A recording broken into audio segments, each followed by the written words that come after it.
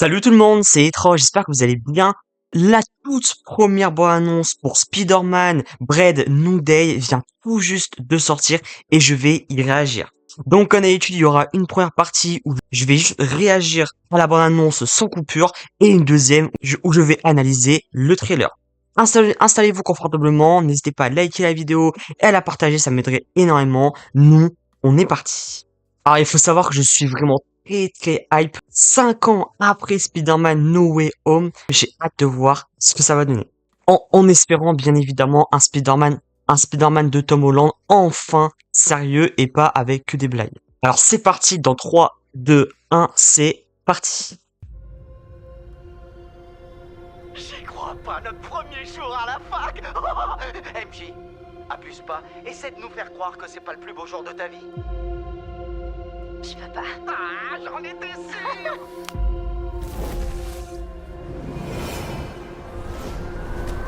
Ok. Oh, c'est pas mal ça par contre.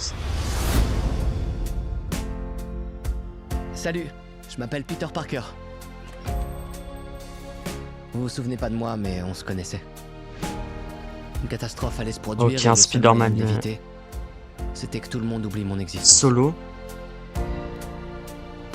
Parce que je suis pas que Peter Parker. Je suis Spider-Man. Oh, ça c'est magnifique. Oh, le Punisher. Et John Bertal. Ah, tu veux jouer? Toujours aussi badass. Sale petit. Rentre chez toi. Parfois, Spider-Man doit faire des choix difficiles, même si ça brise le cœur de Peter Parker. Qu'est-ce qui m'arrive? Très sombre. Ok. Oh non! Ok. Excusez-moi, Dr. Banner. Oh, J'ai Banner. pas compris. C'est quoi votre nom déjà? Si l'ADN est en train de muter, ce pourrait être extrêmement dangereux.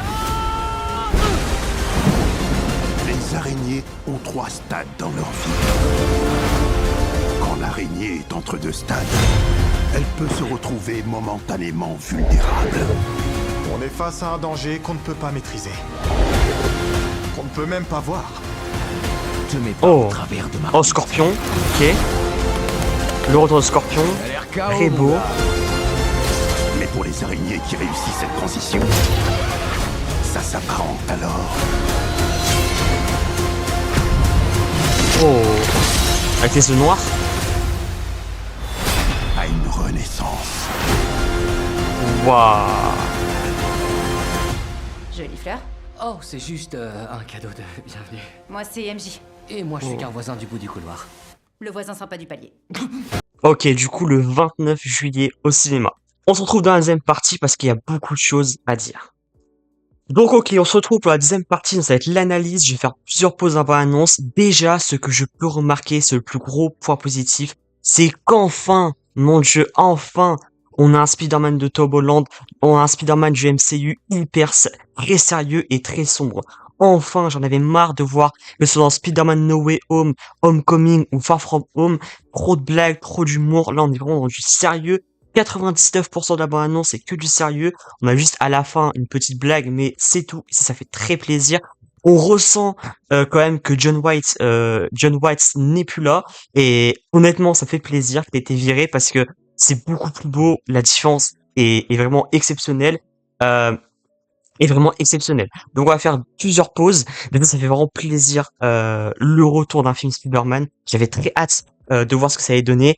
Et ça me rend pas déçu. On a notamment le retour de Scorpion, le Scorpion, de Banner, etc., etc. Ça fait vraiment bizarre en fait de voir tout ce monde ne pas reconnaître Peter Parker. Ça fait vraiment très bizarre. Je trouve déjà que la bande-annonce elle est super bien construite. Voilà, on ressent cette atmosphère vraiment très sombre, très mélancolique un peu. On voit un Peter Parker solo, mais vraiment tout seul dans ce monde. Et ça fait vraiment bizarre qu'il est pas reconnu en fait. J'adore ce plan. Voilà, arrêt sur image, j'adore ce plan vraiment. Je le trouve très beau. On le voit à l'intérieur du masque. Je pense que c'est la première fois, je crois, que dans un film Spider-Man, on voit comme ça à l'intérieur du masque. Je trouve ça très stylé. Et on voit aussi que c'est un Spider-Man plus mature, vraiment plus mature que les autres films. On voit qu'il a vraiment pris de l'âge, entre guillemets, et je trouve ça bien, je trouve ça vraiment plus sérieux dans ce domaine, et voilà, voir Ned, voir Emily, ne pas le reconnaître, faire comme si, bah, entre guillemets, il était pas là, ça fait vraiment très bizarre, et ça fait mal, en fait.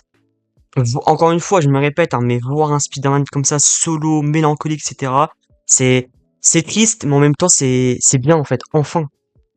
Ça arrête sur l'image, que pour moi, c'est super important. Les balancements comme ça, j'adore. Vraiment, ça me fait rappeler The Amazing Spider-Man. Ça fait rappeler ça, c'est très très beau. Et enfin, vraiment enfin, Bertal en Punisher qui arrive dans le film Spider-Man, ça fait trop trop plaisir. C'est déjà, j'adore John Bertal, j'adore The Punisher. Donc le voir avec Spider-Man, c'est juste énorme. J'ai trop hâte. Là, on l'a vu pas beaucoup. Trop hâte de voir l'alchimie qui aura entre les deux. Donc toujours aussi badass, et on voit quand même qu'il y a un peu d'humour, mais je trouve que c'est super bien maîtrisé. À voir, après, c'est une bonne annonce, donc à voir, ce sera comme ça tout le long du film, j'espère vraiment, parce que si c'est ça, ça risque d'être vraiment énorme. Et en fait, on voit dans le film, ça, on joue beaucoup là-dessus, sur l'aspect un peu psychologique, sur Peter Parker qui voit MJ se faire aborder par des autres, etc. Et ça joue sur ça, et ça joue super bien selon moi. Peter Parker qui se réveille dans sa toile organique, ça c'est également exceptionnel. Je sens qu'on va aborder plein de choses qu'on n'avait pas vues dans les anciens Spider-Man, et ça me fait également plaisir. Mark Ruffalo qui est de retour en Dr. Banner. Encore une fois, je le répète, mais ça fait super bizarre de voir tout le monde ne pas le reconnaître.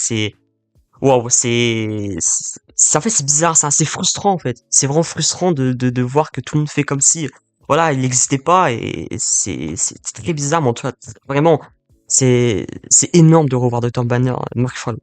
Donc, encore une fois, rien que cette scène-là, le film va être super sombre, vraiment très très sombre. On voit Peter Parker, sur la tombe de Tante May, et je sens que ce film-là va être très triste.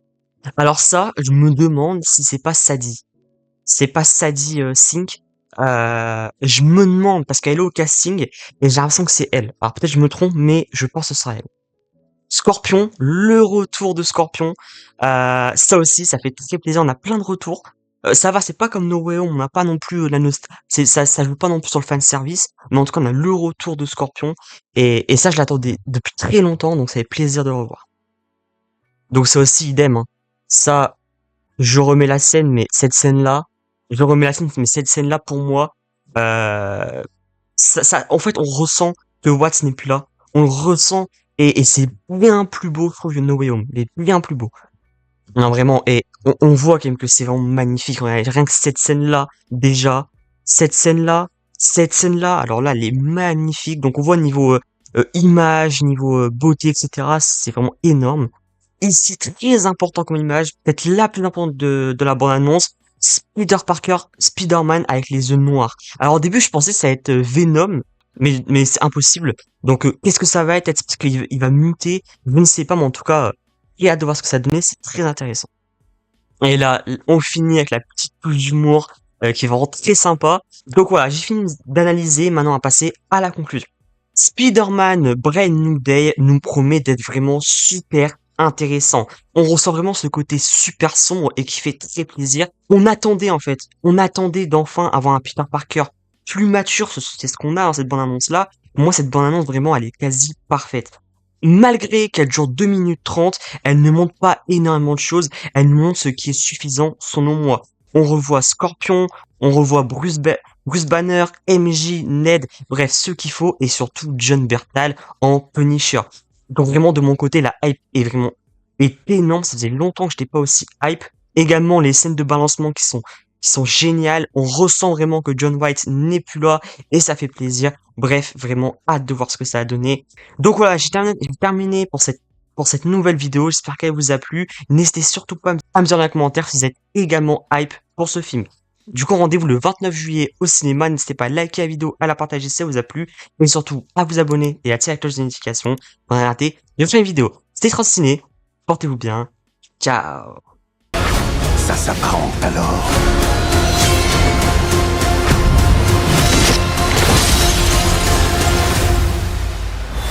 à une renaissance.